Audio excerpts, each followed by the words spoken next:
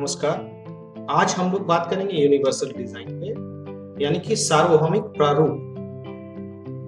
अभी जो हम लोग बात करेंगे सार्वभौमिक डिजाइन पर या यूनिवर्सल डिजाइन पर, तो इस वीडियो को पूरा होने के बाद मुझे विश्वास है कि आप यूनिवर्सल डिजाइन को परिभाषित कर सकेंगे। यूनिवर्सल डिजाइन के जो मुख्य विशेषताएं हैं उनको बता सकेंगे। आप जो यूनिवर्सल डिजाइन के कुछ की प्रिंसिपल्स हैं, कुछ सिद्धांत हैं, उनको आप जान सकेंगे और आप प्रोजेक्ट कर पाएंगे कि किस प्रकार यूनिवर्सल डिजाइन को कहां कहां लागू किया जा सकता है। यूनिवर्सल डिजाइन जो शब्द है, इसको सबसे पहले कॉन्सेप्चुअलाइज्ड किया था रोनाल्ड मेस ने, और उन्होंने सबसे पहले इस शब्द को एक प्रभावी रूप से रखा। वो 1980 में 1980 में उन्होंने इस फ्रेज के साथ ये आए कि यूनिवर्सल डिजाइन एक डिजाइन है जो सभी के लिए है। जैसा कि हम इसके नाम से ही समझ सकते हैं, इसके नाम में दो वर्ड का यूज किया गया है, एक यूनिवर्सल और दूसरा डिजाइन। तो यूनिवर्सल का मतलब ये होता है कि एक साथ कई जगह पे कई चीजों के साथ जो चीज लागू हो सकता है, या एक ऐसा कैरेक्टरिस्टिक है जो सभी पे अप्लाई होता है। तो यहां पर भी यूनिवर्सल शब्द से यही आशय है। और दूसरा इसमें शब्द यूज हुआ है, जिसे हम कहते हैं डिजाइन। तो डिजाइन क्या है? डिजाइन एक कोई भी ड्रॉ है, कोई प्लान है, या कोई ऐसा पैटर्न है जो किसी चीज की रूपरेखा को दर्शाता है। यानी कि अगर हम यूनिवर्सल डिजाइन की बात करते हैं तो हम एक ऐसे डिजाइन की बात करते हैं जो सभी के लिए है, जो यूजेबल होगा सभी पर्सन्स के लिए, और जहां तक वो संभव हो सभी की यूज होगा, और उसमें किसी प्रकार के एडेप्टेशन या फिर सुधार या उनके अनुकूलन की आवश्यकता नहीं। विशेषकर यह शब्द पर्सन्स विद डिसेबिलिटीज के रिहेबिलिटेशन या उनके एजुकेशन के साथ ज्यादा प्रयोग किया जाता है। उसका कारण यही है कि यूजुअली आप देखें तो बहुत से ऐसे सामग्री हैं जिनका उपयोग पर्सन्स विद डिसेबिलिटीज एडेप्टेशन के बाद ही कर पाते हैं। तो इस बात पर यहाँ पर एक बल दिया जाता है यूनिवर्सल डिजाइन द्वारा, क्यों ना हम ऐसे ही डिजाइन को बनाएं जो शुरुआत से ही हमेशा वो सभी के लिए या एक लार्जर एक्सटेंट तक सभी लोगों के लिए एक्सेसिबल, प्रयोग में लाए जा सकते हो, इस्तेमाल किए जा सकते हैं। तो यूनिवर्सल डिजाइन की परिभाषा अगर हम एक्सप्लोर करते हैं, जो आईएसओ ने भी दिया है और दूसरी जगह भी उस बहुत सारे पुस्तकों में इसको रेफर किया गया है, वह है universal design is the design of products and environments. यानी कि यह एक किसी प्रोडक्ट का भी डिजाइन हो सकता है या किसी वातावरण का भी डिजाइन हो सकता है, to be usable by all people to the greatest extent possible without the need for adaptation और स्पेशलाइज्ड डिजाइन। जो बात अभी थोड़ी देर पहले हम लोगों ने की कि ऐसा डिजाइन जो महत्तम लोगों द्वारा या सभी द्वारा प्रयोग में लाया जा सके, और जहां भी संभव हो वो हर जगह प्रयोग कर सकें, और बिना किसी अनुकूलन या बिना किसी बदलाव के कर सकें। इसकी परिभाषा से ही बताया गया कि यह डिजाइन एनवायरनमेंट यानी वातावरण को भी समाहित करता है। जैसे कोई भी कहीं एक स्कूल का वातावरण हो, किसी कंपनी का वातावरण हो, किसी हॉस्पिटल का वातावरण हो, जो भी एक वातावरण निर्माण करता है जिससे भी वह पूरे यूनिवर्सल डिजाइन का एक हिस्सा हो सकता है। सिर्फ किसी प्रोडक्ट पे हम यूनिवर्सल डिजाइन की बात नहीं कर सकते।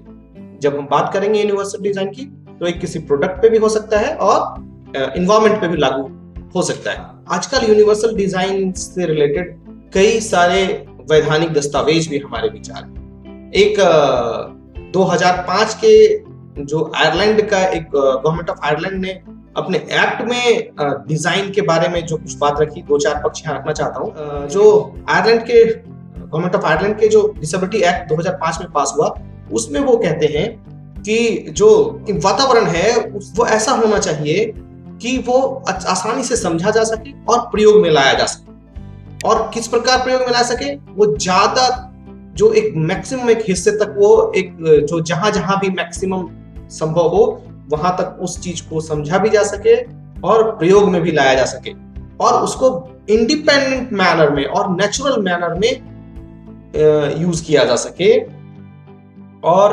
अलग अलग परिस्थितियों के लिए भी। जैसे एक विद्यालय को ही लें तो एक विद्यालय में कई परिस्थितियां हो सकती हैं। एक परिस्थिति हो सकती है कि बच्चे खेल के मैदान में जाते हैं, एक परिस्थिति हो सकती है उसे कक्षा में रखते हैं। तो जो विभिन्न परिस्थितियां बनती हैं उन सब परिस्थितियों में अंडरस्टैंड किया जा सकता हो और उसको यूज किया जा सकता हो। उसके बाद किसी की एडेप्टेशन या मॉडिफिकेशन या किसी अन्य सहायक उपकरण, इन सब की आवश्यकता कम से कम पड़े, यह एक यूनिवर्सल डिजाइन के प्रिंसिपल्स कहते हैं। अगर हम बात करें अपने दिव्यांगजन अधिकार अधिनियम 2016 की, तो वहां पर सेक्शन 2ZE के अंतर्गत इस यूनिवर्सल डिजाइन को परिभाषित किया गया है, डिफाइन किया गया है। वो कहता है universal design means the design of products, environments, programmes and services to be usable by all people. यानी कि ये अभी तक जो हम लोग एक वैश्विक स्तर पर देखते हैं कि वो कहता है कि एक प्रोडक्ट और एनवायरनमेंट की बात कर रहा है, हम लोग कहीं उससे ज्यादा जाकर के ज्यादा स्पेसिफिकली हमारा कानून यह कह रहा है कि वह एक डिजाइन प्रोडक्ट का हो सकता है, एनवायरनमेंट का हो सकता है, प्रोग्राम्स का हो सकता है या सर्विसेज का हो सकता है, and to be usable by all people to the greatest extent possible without the need for adaptation और specialised design and sell apply to assistive devices. यानी कि यह यूनिवर्सल डिजाइन असिस्टिव डिवाइसेस के साथ भी लागू होगा, including advanced technologies for particular group of persons with disability. यानी कि 2016 के कानून आने के बाद जहां पर यूनिवर्सल डिजाइन को पूरी तरह से अच्छी तरह से परिभाषित कर दिया गया, वहां इस कानून से हमें एक नई देश में दिशा मिलती है कि हम चीजों को यूनिवर्सल डिजाइन में बनाएं। कुल मिलाकर यदि देखा जाए तो अभी तक जो हम लोगों ने बात की, तो उसमें यूनिवर्सल डिजाइन के कुछ कैरेक्टरिस्टिक्स आ रहे हैं बनकर। वो हम इस प्रकार से रख सकते हैं कि यह एक डिजाइन ऑफ प्रोडक्ट भी है, यह एक डिजाइन ऑफ सर्विस भी हो सकता है, यह एक इन्वायरमेंट क्रिएशन का टूल भी हो सकता है, और इसमें सबसे इंपॉर्टेंट बात है कि जो कुछ भी इसमें से हो वह यूजेबल बाय ऑल होना चाहिए। उसके बाद इसमें कोई एडिशनल एडेप्टेशन की जरूरत नहीं हो और यूनिवर्सल डिजाइन को असिस्टिव डिवाइसेस के साथ भी जोड़कर उपयोग में लाया जाना चाहिए या इस्तेमाल होना चाहिए। अब हम लोग बात करते हैं जो यूनिवर्सल डिजाइन है उसके कौन कौन से मूलभूत सिद्धांत हैं। तो कई पुस्तक या ऑथर या यूनिवर्सिटीज कई प्रकार के सिद्धांतों को सामने लाती हैं और कहती हैं कि भाई एक यूनिवर्सल डिजाइन में ये गुण होने चाहिए, लेकिन सबके कोर में यही बात होती है कि डिजाइन ऐसा हो जो सबके द्वारा प्रयोग में लाया जा सके और बिना किसी एडेप्टेशन। हम लोगों ने अभी सिद्धांत को लेने के लिए नॉर्थ कैरोलिना स्टेट यूनिवर्सिटी के एक डॉक्यूमेंट को लिया है जो 1997 में डेवलप किया गया था। हम बारी बारी से एक एक करके जानने का प्रयास करते हैं कि कौन कौन सा सिद्धांत है। तो यहाँ सबसे पहली बात कि कुल 7 सिद्धांत रखे गए हैं यूनिवर्सल डिजाइन के, और ये 7 सिद्धांत हैं: equitable use, flexibility in use, simple and intuitive use, perceptible information, tolerance for error, low physical effort, low size and space for approach and use. तो कुल ये 7 प्रिंसिपल्स हैं, इनको हम बारी बारी से जानने का प्रयास करते हैं। सबसे पहला प्रिंसिपल है, जैसा कि अभी लोगों ने बात की थी, प्रिंसिपल ऑफ इक्विटेबल यूज। ये क्या कहता है कि कोई भी चीज है वह यूजफुल, उपयोगी होनी चाहिए या यूज में आनी चाहिए। किसके लिए? पर्सन्स विद डाइवर्स एबिलिटीज के। ये हम सभी जानते हैं कि दुनिया एक नेचुरल दुनिया में एक डाइवर्सिटी है और इस डाइवर्सिटी को कैटर करता हूं। Diversity means diversity in terms of abilities. अगर एक कोई व्यक्ति अगर कोई अपने हाथ का कोई ज्यादा इस्तेमाल कर सकता है तो कोई नहीं इस्तेमाल कर सकता है, या किसी कारण से उनके हाथ में कोई प्रॉब्लम है, किसी की दृष्टि है किसी की दृष्टि नहीं है, यानी कि जो ह्यूमन एबिलिटीज हैं वो डाइवर्सिटी में उपलब्ध है। और इस डाइवर्सिटी के साथ जो लोग हैं उनके लिए यदि कोई भी प्रोडक्ट या इन्वायरमेंट अगर वह इस्तेमाल किया जा सकता है, तो ये पहले जो सिद्धांत है उसको सेटिस्फाई करता है। यानी कि जो पहली शर्त या पहला सिद्धांत ये कहता है कि यूनिवर्सल डिजाइन को इक्विटेबल यूज को फॉलो करना चाहिए, यानी कि जो यह उपयोगी होना चाहिए पर्सन्स विद डाइवर्स एबिलिटीज। उपयोग के साथ साथ ये ध्यान रखा जाए कि उनकी प्राइवेसी, उनकी सिक्योरिटी, उनकी सेफ्टी, सबका ध्यान रखा जाए। यदि एक सेफ्टी मेजर्स अलग अलग हो सकते हैं लोगों की, या डिमांड अलग अलग हो सकते हैं, या प्राइवेसी सबकी अलग हो सकती है, तो उनका भी ध्यान रखा जाए और साथ ही यह अपीलिंग हो सभी के लिए, यानी सबको थोड़ी स्वीकार्य सी हो और अच्छा लगे, यह भी आवश्यक है यूनिवर्सल डिजाइन की। तो अब हम चलते हैं अगले प्रिंसिपल के तरफ, वह है flexibility in use. Flexibility in use का मतलब क्या हुआ कि इस्तेमाल या प्रयोग में नम्यता, यानी कि जो wide range of individual preferences and abilities को भी वो कैटर करता हो। जैसे कोई काम को जल्दी जल्दी करना पसंद करते हैं, कोई धीमा करते हैं। नहीं, हर व्यक्ति का अपना एक पेस होता है, कोई जल्दी जल्दी बोलता है, कोई धीरे बोलता है, कोई धीरे से पढ़ता है, कोई जल्दी पढ़ता है। तो थोड़ा ऐसी व्यवस्था उसमें हो कि जो वाइडर रेंज ऑफ जो प्रेफरेंसेस हैं उनको कवर करता हो, मीट आउट करता हो। और योग्यता को भी तो पहले से ही, पहले वाले प्रिंसिपल में भी ये बात कही गई थी, यहाँ भी यही बात हो रही है कि एक विविध जो दक्षताएं हैं, प्रेफरेंसेस हैं, उनको कैटर करता हूं। दूसरा कि जैसे कुछ बच्चे लेफ्ट हैंडेड होते हैं, कुछ व्यक्ति राइट हैंडेड हो सकते हैं, कोई किसी अपने अपने प्रेफरेंस को भी वो ध्यान में रखता हो। इस तरह से कुछ हम उस डिजाइन को ही ऐसा बना सकते हैं कि वह वाइड रेंज के जो लोग हैं, या तो उनके प्रेफरेंस के हिसाब से या एबिलिटी के हिसाब से, वह सबको कैटर कर सके। अब आते हैं तीसरे प्रिंसिपल पर। तीसरा प्रिंसिपल है सिंपल एंड इंट्यूटिव यूज। अगर आप देखें तो कोई भी चीज इस्तेमाल में आने के लिए कैसी होनी चाहिए, एक सिंपल होनी चाहिए। डिजाइन यही होता है, अच्छा होता है, और सार्वभौमिक होने के लिए भी यह जरूरी है कि डिजाइन सिंपल हो, बहुत कॉम्प्लेक्स नहीं कर दिया जाए किसी चीज को। यानी कि चीजें जहां होनी चाहिए, और इंट्यूटिव मतलब आपको लगता है कि यहाँ ऐसा होना चाहिए और वहां वो चीज मिल जाए। यूजुअली ऐसा आप एक फोन के इस्तेमाल करते समय भी देख सकते हैं कि आपको लगता है कि आपको कहाँ जाना चाहिए, आप खुद ढूंढ लेते हैं किसी चीज को। यानी अगर ऐसा है और ऐसा आप कर पा रहे हैं, इसका मतलब वह डिजाइन है जो इंट्यूटिव डिजाइन। ये सब चीजों को अगर आप देखें तो डिजाइन में वही होनी चाहिए जहां लोग एक्सपेक्ट करते हैं, उसी हिसाब से उसको रखा जाना चाहिए।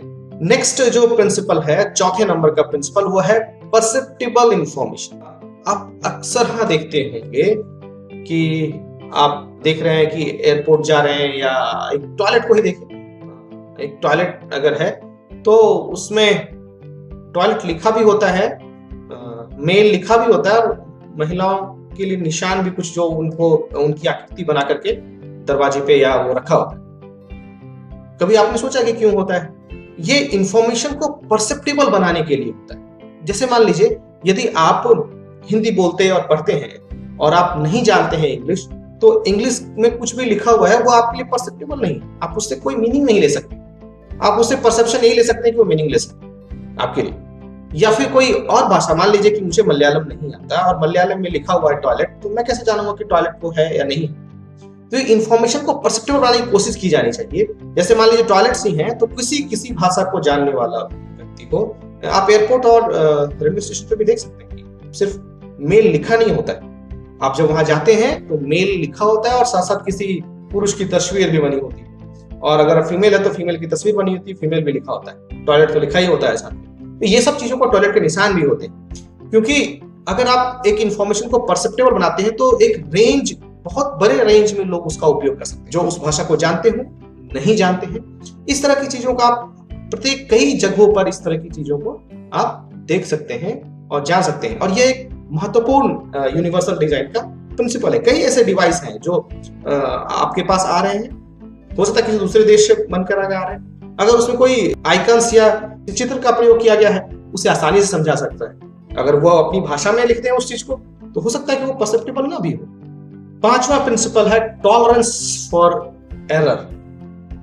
टॉलरेंस फॉर एरर का मतलब है जो भी दोष या कोई परेशानी है, कोई समस्या है, उसको भी झेलने के लिए तैयार हो, और डिजाइन झेलने के लिए तैयार हो। आप देखते हो कि कार में एयर बैग्स होते हैं या इस तरह कोई सेफ्टी फीचर्स होते हैं, ये सभी किसी न किसी एरर को झेल पाने के लिए होता है।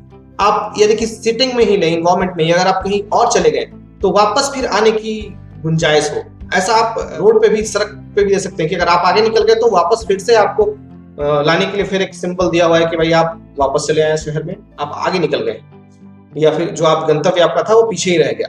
तो इस तरह की चीजें जो कुछ भी है वो टॉलरेंस फॉर एरर है, मतलब वो सहिष्णु हो और कोई भी जो परेशानी है, कोई गलती हो गई, उसको भी वो झेल पाए।